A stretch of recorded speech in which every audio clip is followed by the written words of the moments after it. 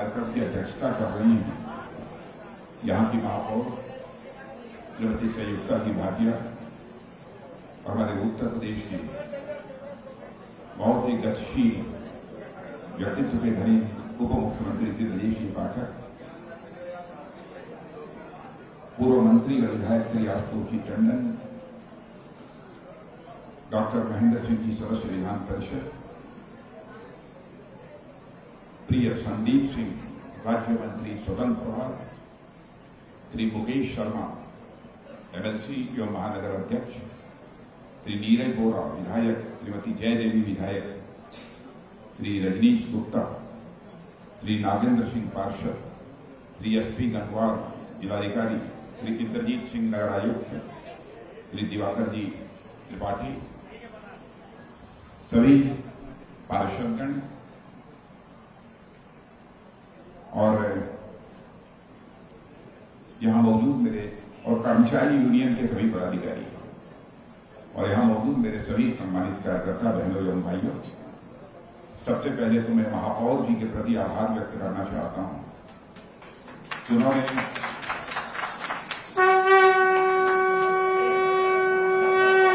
उन्होंने भाई साहब की भव्य प्रतिमा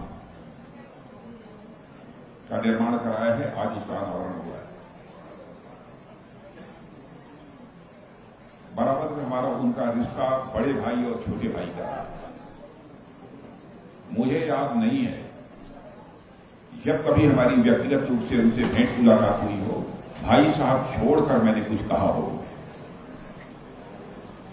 और अत्यधिक उनका स्नेह मुझे प्राप्त है। पहली बार 1977 में जब हमारी उम्र 25-26 साल की थी, मैं उत्तर प्रदेश की विधानसभा में विधायक बनकर आया था और उस समय जो जनता पार्टी की सरकार बनी थी उसमें स्वास्थ्य मंत्री के रूप में वो अपनी भूमिका निभा रहे थे। बहनों भाइयों, मैं कहना चाहूंगा, किसी को डिमिन करने का मेरा उद्देश्य नहीं है, किसी को छोटा दिखाने का उद्देश्य नहीं है। स्वास्थ्य मंत्री के रूप में जिस प्रकार से उस भूमिका उन्होंने निभाई थी, सर्वाधिक लोकप्रिय मंत्री उस मंत्रिमंडल में यदि कोई था तो भाई साहब स्वर्गीय कल्याण सिंह। एडमिनिस्ट्रेशन के मामले में, प्रशासनिक क्षमता के मामले में उनकी साख उसी समय उत्तर प्रदेश में बदली और उसके बाद संगठन में भी प्रदेश अध्यक्ष के रूप में उन्होंने अपनी भूमिका का निर्वाह किया। और मैं इस मामले में सौभाग्यशाली हूं कि संगठन में जब वो भारतीय जनता पार्टी के प्रदेश अध्यक्ष थे तो उनके साथ भारतीय जनता युवा मोर्चे के प्रदेश अध्यक्ष के रूप में मुझे जिम्मेदारी निभाने का अवसर मिला। जब कभी भी वह दौरे पर कहीं जाते थे तो बराबर वे कहते थे कि राजनाथ सिंह कहीं कार्यक्रम तो नहीं लगा है। मैंने कहा नहीं लगा है, कहा साथ चलो। प्रायः हमारी यात्रा उनके साथ होती रहती थी जब वो प्रदेश अध्यक्ष थे। मैं वह दिन भूल नहीं सकता। एक बार हमारे लिए यहां पर रहने के लिए कोई आवास नहीं था तो भाई साहब ने कहा कि राजनाथ सिंह कहीं जाने की जरूरत नहीं है, यार ऐसा करो कि आप मेरे ही आवास पर आओ और वही आपको कमरा हम उपलब्ध करा देंगे और मैं और जगत नारायण जी दुबे,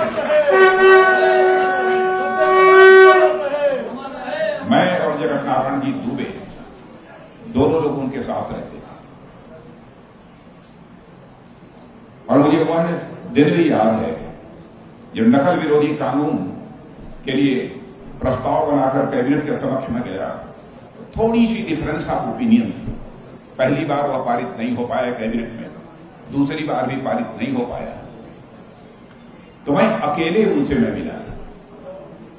मैंने कहा भाई साहब, इस प्रस्ताव को लेकर इतनी मतभिन्नता है, डिफरेंस ऑफ ओपिनियन है, लेकिन यह प्रस्ताव पारित होना चाहिए। क्षण भर की देर उन्होंने नहीं लगाई। उन्होंने कहा कि राजनाथ सिंह आश्वस्त रहो, अगली जो कैबिनेट रही है 2 बार मैंने सुन लिया है सबका, अगली जो कैबिनेट की बैठक होगी उसमें पहला आइटम जिसे मैं लोगों के समक्ष विचारार्थ रखूंगा, इसी आइटम को रखूंगा और इसे मैं अपनी चेयर से पास करूंगा। और नकल विरोधी कानून कैसा कानून था, कितना प्रभावी कानून था, यानी इस देश के भविष्य को सुधारने के लिए उससे बेहतर शिक्षा के क्षेत्र के लिए और कोई दूसरा कानून नहीं हो सकता। उस समय जो उत्तर प्रदेश के हालात थे, यह उन्हीं का ही आशीर्वाद था जिसके कारण यह नकल विरोधी कानून पारित हो गया। शिक्षा मंत्री रहते हुए पाठ्य पुस्तकों की कंटेंट्स में यानी विषय वस्तु में जो परिवर्तन करने थे, उस दृष्टि से भी समय समय पर मैं उनसे चर्चा करता रहा और उनका पूरा आशीर्वाद मुझे प्राप्त था। इसलिए शिक्षा मंत्री रहते हुए बहुत सारे कार्य मैं कर पाया। वह प्रदेश के मुख्यमंत्री थे, लेकिन मुझे याद है कि जब कभी भी हमारी राष्ट्रीय कार्यकारिणी की अथवा राष्ट्रीय परिषद की बैठक होती थी तो इस देश के भारतीय जनता पार्टी के इकलौते मुख्यमंत्री थे जिन्हें उस कार्यकारिणी अथवा राष्ट्रीय परिषद की बैठक में एक विशेष महत्व मिला करता था। एक बार उनका भाषण हुआ था, पहली बार एक नारा उन्होंने दिया था, गांव गरीब किसान, झुग्गी झोपड़ी का इंसान, बेरोजगार नौजवान और महिलाओं का सम्मान। जो नारा उन्होंने दिया था उसको भारतीय जनता पार्टी ने सहज रूप से स्वीकार कर लिया। अखिल भारतीय स्तर पर भी पार्टी के अंदर उनकी साख थी, एक विश्वसनीयता थी, एक ऐसा व्यक्तित्व। और चूंकि प्रारंभ से ही मैंने उनको देखा है, उनके सहयोगी के रूप में मैंने काम किया है, स्वतः से लेकर शिखर तक की जो उनकी यात्रा रही है वो हर कार्यकर्ता के लिए निश्चित रूप से बहुत ही प्रेरक है। कानून और व्यवस्था के मोर्चे पर जिस तरीके से उन्होंने कामयाबी हासिल की थी, उसकी केवल उत्तर प्रदेश में ही नहीं बल्कि हिंदुस्तान के दूसरे राज्यों में भी चर्चा होती है। ऐसा उनका विलक्षण व्यक्तित्व, और उत्तर प्रदेश की जनता इस सच्चाई को स्वीकार करेगी। या तो आदरणीय कल्याण सिंह जी के शासनकाल में उत्तर प्रदेश की कानून और व्यवस्था चुस्त दुरुस्त थी, या तो आज योगी आदित्यनाथ जी के नेतृत्व में जो सरकार काम कर रही है उत्तर प्रदेश की कानून और व्यवस्था पूरी तरह से चुस्त दुरुस्त। आप यह कहेंगे कि क्यों आप ऐसा मानते हैं कि बहुत यहां की कानून और व्यवस्था चुस्त दुरुस्त है? आपको इसका अंदाज नहीं होगा। उस समय भी जब आदरणीय कल्याण सिंह जी थे, सारे देश भर में जिस तरीके से उन्होंने शासन की जिम्मेदारी संभाली थी और कानून व्यवस्था के हालात को बेहतर बनाया, उसकी चर्चा हिंदुस्तान के दूसरे राज्यों में भी होती थी। और आज भी योगी आदित्यनाथ जी ने जिस तरीके से कानून और व्यवस्था के हालात को यहां सुधारा है, उत्तर प्रदेश ही नहीं बल्कि हिंदुस्तान के दूसरे राज्यों में इसकी चर्चा होती है।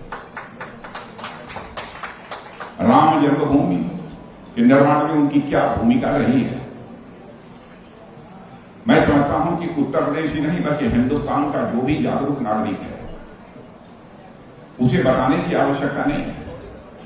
मुझे याद है वह 5 नंबर कालिदास मार्ग में रहते थे और बगल में ही 4 नंबर कालिदास मार्ग उन्होंने मुझे दिलवाया।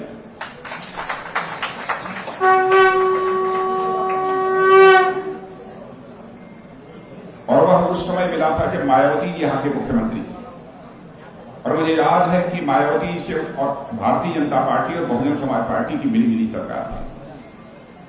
उस समय भाई साहब ने कहा था कि राजनाथ सिंह हमारे पार्टी के प्रदेश अध्यक्ष हैं, अच्छा होगा कि इनके लिए कोई एक आवास उपलब्ध करा दिया जाए। तो मुझे 4 कालिदास मार्ग उस समय आवंटित हुआ, उसी में लगभग 18 वर्षों तक मैं रहा। और ईश्वर की कृपा थी कि वो मुख्यमंत्री बन गए, तब भी मुझे वही रहने का अवसर प्राप्त।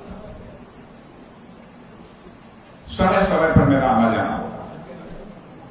जब ढांचा वहां गिर गया तो मैं सीधे 4 नंबर से निकलकर 5 नंबर कालिदास मार्ग में पहुंच गया। भाई साहब बैठे थे, लुंगी पहने हुए और एक पूरी बाकी एक बनियान पहनते थे, यहां पहने हुए बैठे। और आप सभी लोग जानते हैं जरा पान सुपारी के भी वो ज्यादा शौकीन थे। अब पान सुपारी भी मैंने खाना सीखा तो उन्हीं से मैंने पान सुपारी खानी। और बहुत मस्त, जैसे कोई चिंता न हो। गिर गया ढांचा, खबर आ रही थी, यह भी चर्चा होने लगी कि अब सरकार जाने वाली है। उन्होंने कहा राजनाथ सिंह, अयोध्या की धरती पर भव्य राम मंदिर निर्माण के लिए मुझे एक क्या ऐसी 100 सरकारों को ठोकर मारना पड़े तो मैं ठोकर मारने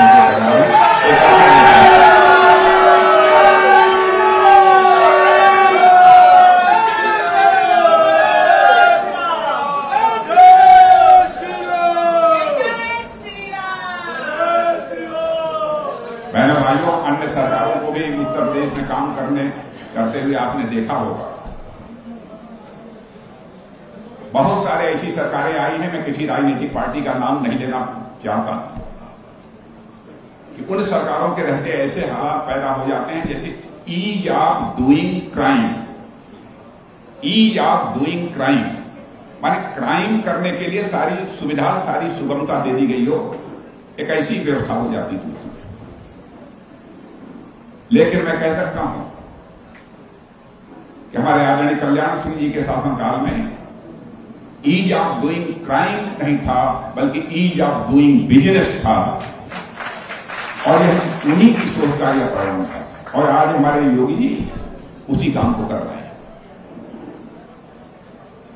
उनके व्यक्तित्व के बारे में जितनी भी चर्चा की जाए, मैंने भाषण की कला तो अद्भुत थी उनकी। कभी कभी अपने भाषणों के दौरान ऐसे ऐसे चुटकुले वो सुनाते थे कि एकदम बिल्कुल आनंद आता।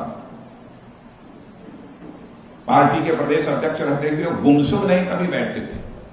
हम लोगों से भी एक दोस्त, हमारे उनकी उम्र का 18-19 वर्ष का अंतर था, लेकिन वो एक मित्रवत व्यवहार करते थे। ऐसा उनका विलक्षण व्यक्तित्व। उत्तर प्रदेश का किसान हो, गरीब हो, यह मानकर चलता था कि हमारे सुख दुख की चिंता करने वाला कोई है तो वह हमारे उत्तर प्रदेश के मुख्यमंत्री आदरणीय कल्याण सिंह हैं। एक ऐसा विश्वास, एक ऐसा भरोसा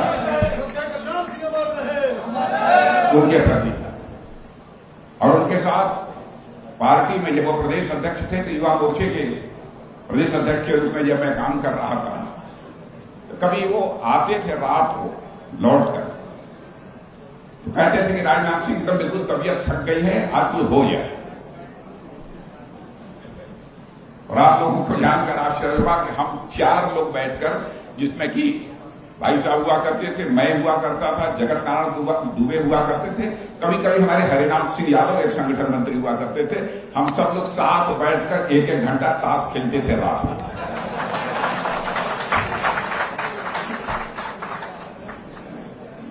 माने कभी भी यह महसूस ही किसी कार्यकर्ता को नहीं होने दिया उन्होंने कि वह प्रदेश अध्यक्ष हैं, इतने बड़े पॉलिटिकल स्टारवर्ड हैं, यह कभी महसूस ही नहीं होने दिया। लेकिन बहुत सारे लोग पैसे का ताश खेलते हैं, हम लोग पैसे वाला ताश नहीं खेलते। और खेलते खेलते बहुत कई बार जो है बहुत ही गंभीर विषयों पर भी चर्चा हो जाया करती थी। कोई पत्ता उन्होंने मारा तो कोई बात ऐसी पॉलिटिकल बोल दी, तो हम लोग भी यह कोशिश करते थे कि भाई साहब ने यह बोला है तो हम भी कोई ऐसा पत्ता मारेंगे जिस पर के कोई दूसरी महत्वपूर्ण बात बोल दिया करते थे। तो आपको आश्चर्य होगा, वो कहते थे अरे राजनाथ तुमने तो बाजी मार लिया। मैंने इस तरीके से हंसी खुशी का सौहार्दपूर्ण यह माहौल था। अब बहनों भाइयों, मैं कह सकता हूं उनके प्रदेश अध्यक्ष रहते हुए ही भारतीय जनता पार्टी को उत्तर प्रदेश में हाइट मिली है, ऊंचाई मिली है उनके अध्यक्ष रहते। और तब से पार्टी निरंतर आगे बढ़ रही है, आज बताने की आवश्यकता नहीं है। और राम जन्मभूमि के प्रश्न को लेकर उनका जो योगदान रहा है उसकी चर्चा आज भी, आप साउथ में चली जाइए, दक्षिण भारत में, वहां पर भी लोग करते हैं। अब उनकी स्मृतियों को लेकर चाहे जितनी भी चर्चा की जाए वो बहुत कम है, लेकिन बहुत ही यह श्रेष्ठ कार्य किया है यहां के नगर निगम ने। इसलिए श्रीमती संयुक्ता भाटिया जी और उनकी पूरी टीम को मैं सबको धन्यवाद देना चाहता हूं, आभार व्यक्त करना चाहता हूं। उनकी एक भव्य प्रतिमा यहां पर बनी है, और मैं चाहूंगा कि जब भी उनका जन्म दिवस हो अथवा जब उनका देहावसान होगा, बराबर विधिवत इस पर माल्यार्पण की व्यवस्था भी सदैव आगे तक होती रहेगी, ऐसा मेरा पूरा विश्वास। इन्हीं शब्दों के साथ मैं भाई साहब की स्मृति को नमन करते हुए अपना निवेदन यही समाप्त करता हूं।